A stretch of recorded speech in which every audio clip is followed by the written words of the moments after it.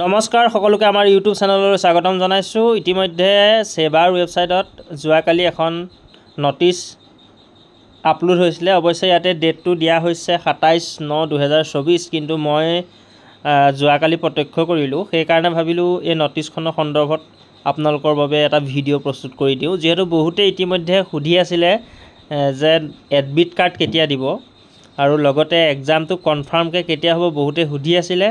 যেহেতু বহুতে গম পায় যদিও কিছু সংখ্যক লোকে কিন্তু এতিয়াও অৱগত হোৱা নাই যে পৰীক্ষাটো প্ৰকৃততে কোন তাৰিখে অনুষ্ঠিত হ'ব আৰু সময়টো কিমানৰ পৰা কিমানলৈ হ'ব। যিহেতু সেইদিনা দুখন পেপাৰ অনুষ্ঠিত হ'ব, গতিকে কোনখন পেপাৰ কেতিয়া হ'ব, কিমান সময়ৰ পৰা হ'ব, সেই কথাখিনিক জনাবৰ বাবে সেবাই এখন নটিচ জাৰি কৰিছে। আৰু এই নটিচখনত কিনো আছে আমি ভালকৈ চাই লওঁ ব'লক। নটিচখনত বৰ বিশেষ কথা একো নাই। প্ৰথম ইম্পৰ্টেণ্ট পইণ্টটো হৈছে যে পৰীক্ষাটোৰ টাইম টেবুল ইয়াত ধুনীয়াকৈ উল্লেখ কৰি দিছে। পেপাৰ 1 যিখন হ'ব, যিখন HSLC লেভেলৰ পাছ কৰা আৰু লগতে HSLC আৰু ITI যিবিলাক পাছ কৰি থৈছে, যিবিলাকে সেই পাৰ্টিকুলাৰ পোষ্টটোৰ কাৰণে এপ্লাই কৰিছে, সেইসকল ব্যক্তিৰ পৰীক্ষাটো হ'ব।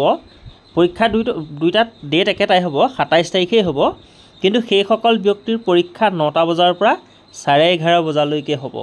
9টা বজাৰ পৰা 11:30 বজালৈকে হ'ব 27/10/2024 তাৰিখে। তাৰপিছত paper 2 read up to class 8 লেভেললৈকে যিখন আছিলে, সেইখনৰ পৰীক্ষা হ'ব 1:30 বজাৰ পৰা 4 বজালৈকে। 1:30 বজাৰ পৰা 4 বজালৈকে। গতিকে পৰীক্ষাৰ টাইম টেবুল হ'ল এইটো, প্ৰথম কথাটো।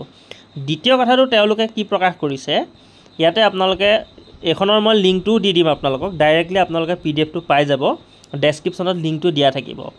এতিয়া চাওক, ইয়াত এই কথাবোৰ মই ইমান ডিটেইলছ পঢ়ি নাথাকোঁ, মই মেইন পইণ্টটো কৈ দিছোঁ।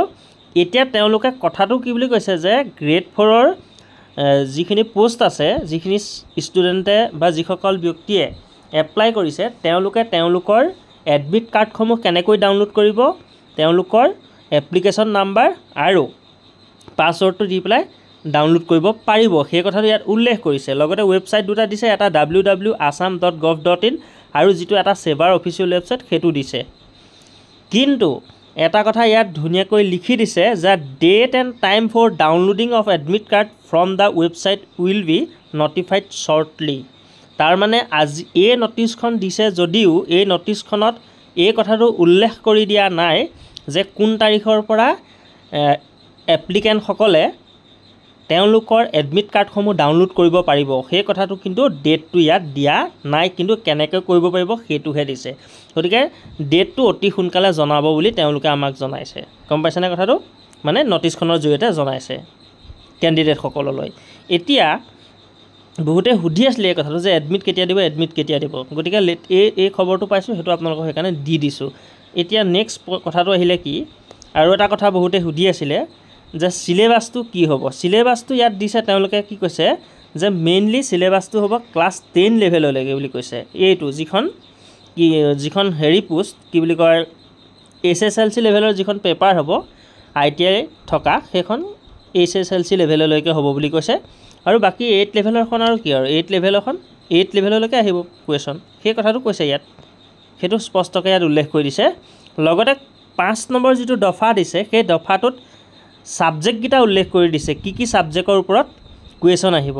লেভেলটো ক্লাছ 10 লেভেল আৰু এটা ক্লাছ 8 লেভেললৈকে হ'ব, সেইটো কথা আমি গম পালোঁ। কিন্তু কি ছাবজেক্টৰ ওপৰত কুৱেশ্যন আহিব সেইটো ইয়াত দি দিছে। কিন্তু এটা কথা স্পষ্টকৈ ইয়াত কিন্তু উল্লেখ কৰি দিয়া নাই, আগৰ কেইখনত যেনেকৈ দিছিলে যে ইংৰাজীৰ পৰা কিমান আহিব, গণিতৰ পৰা কিমান আহিব, ৰিজনিং কিমানটা আহিব, কুৱেশ্যন কিমান মাৰ্ক থাকিব, সেই সন্দৰ্ভত কিন্তু সেবাই পুংখানুপুংখ যিটো তথ্য যিটো দিব লাগিছিল সেইটো কিন্তু দিয়া নাই।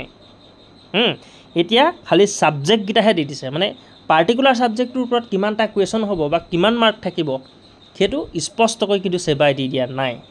সেইটো বহুতে সুধি আছিলে, বহুতৰ কনফিউজন হৈ আছিলে। গতিকে বিষয়কেইটা কি হ'ব, ইংলিছ হ'ব, ছ'চিয়েল ষ্টাডি হ'ব, মেথমেটিক্স হ'ব, জেনেৰেল নলেজ হ'ব, mental ability and logical reasoning আহিব।